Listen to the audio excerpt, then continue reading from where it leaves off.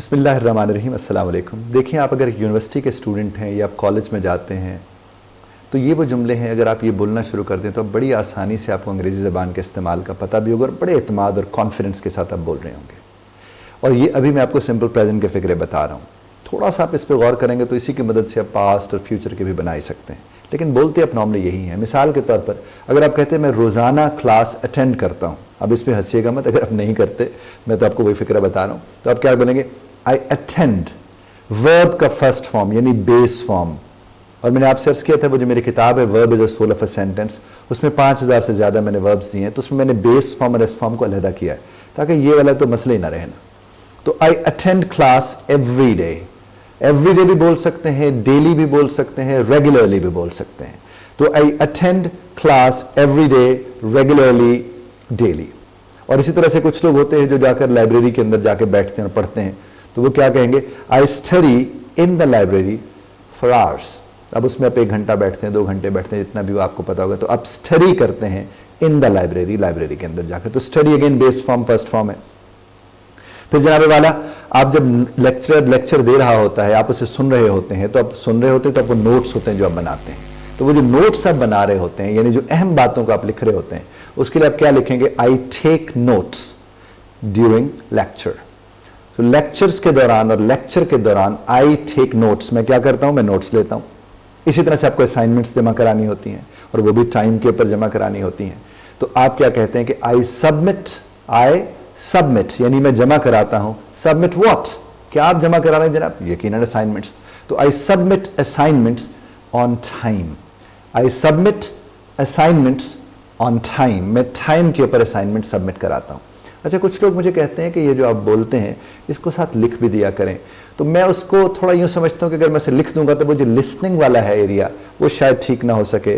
और दूसरी बात यह है कि आपको स्पेलिंग्स के हवाले से आपको थोड़ा स्ट्रगल करनी पड़े, थोड़ा कोशिश करनी पड़े, तो इसलिए मैं ये आपकी खिदमत में अर्ज करता हूँ। हाँ, कुछ लोग तो हैं जो ये पूरे का पूरा लेक्चर सुन के वो क्या करते हैं, सारा लिखकर और नीचे कमेंट्स में कहीं डाल देते हैं कि चलो ये सुनने के बजाय ना ये नीचे से लिखे हुए सारे के सारे उठा लो। तो इस तरह तो बहुत कुछ पढ़ा हुआ मार्केट में, आप उठा सकते हैं।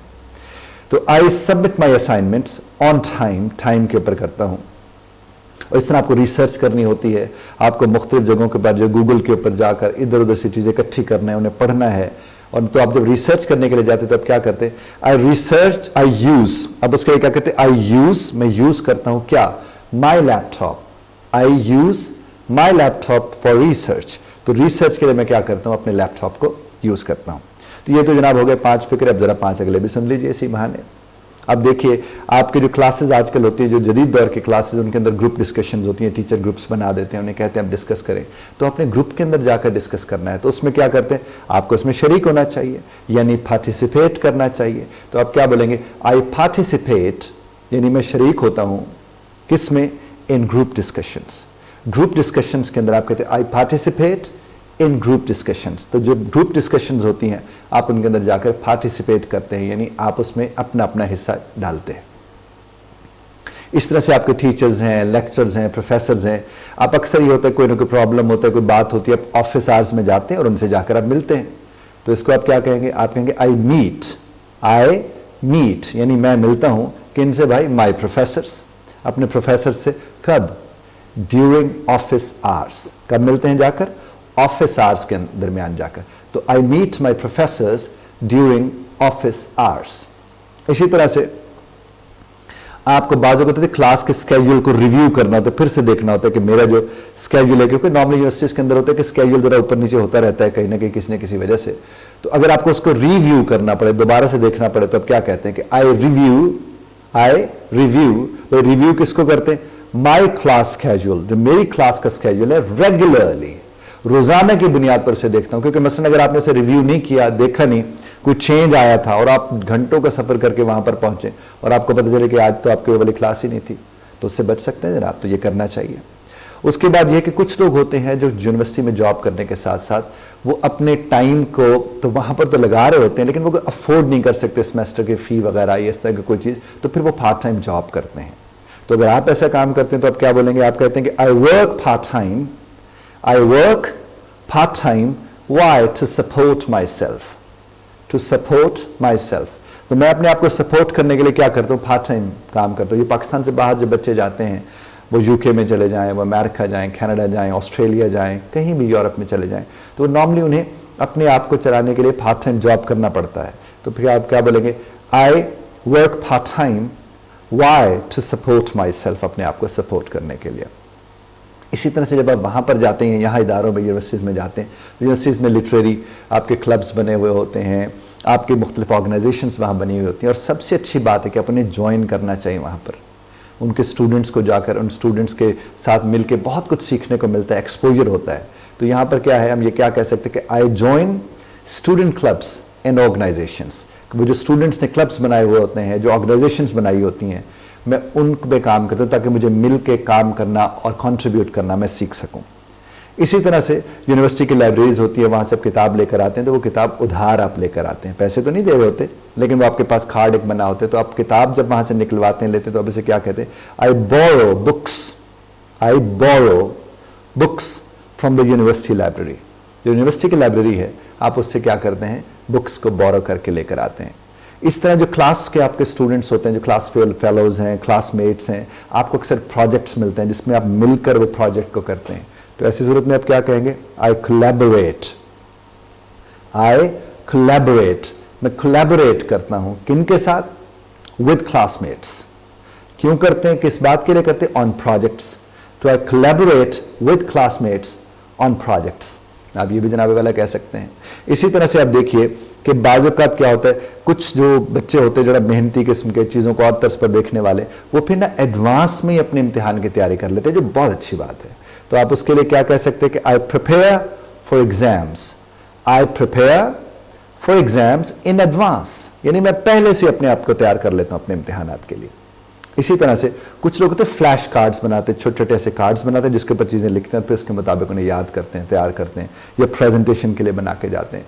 तो आप भी कह सकते हैं कि आई मेक, मैं बनाता हूं, व्हाट, क्या बनाते हैं जनाब आप, फ्लैश कार्ड्स। और किसके लिए बनाते हैं, टू स्टडी, ताकि मैं वो स्टडी में अपने इस्तेमाल में ला सकूं।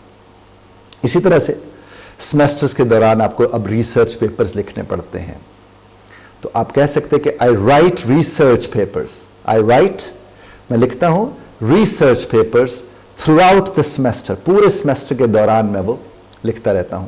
जो मेरे रिसर्च पेपर्स मुख्तलिफ अपने उन डिसिप्लिन के हवाले से टीचर से मिलते हैं। इसी तरह बहुत ज़्यादा ज़ौक़ शौक़ इधर हमारे पाकिस्तान में भी बढ़ गया है, उधर हिंदुस्तान में भी ये चीज़ देखने को मिलती है, और बहुत ज़्यादा ममालिक में कि अब बच्चों को कहा जाता है कि आप जाए वर्कशॉप्स अटेंड करें, सेमिनार्स अटेंड करें। तो आप कह सकते हैं कि I attend workshops and seminars, I attend, मैं अटेंड करता हूँ क्या, वर्कशॉप्स को एंड सेमिनार्स को।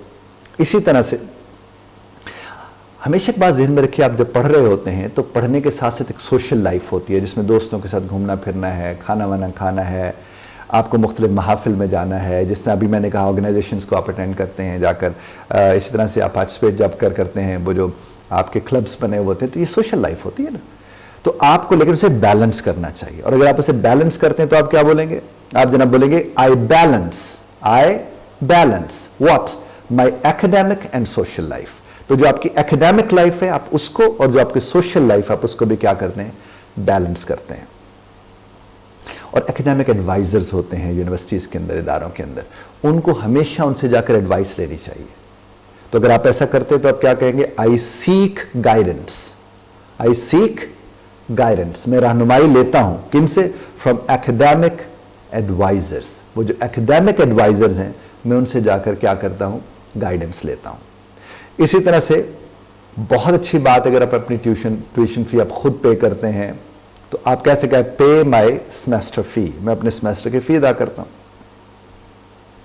और उसके बाद ज़ाहिर जो भी यूनिवर्सिटी जाता है उसका ख्वाब, उसका मकसद तो यही होता है ना कि वो ग्रेजुएशन कर जाए, वहां से वो ग्रेजुएट बने। तो आप कह सकते हैं I aim to graduate with honours, I aim to graduate, मैं ग्रेजुएट का मेरा एम है with honours thank you very much for listening. उम्मीद है आपको मेरी बात समझ आई होगी।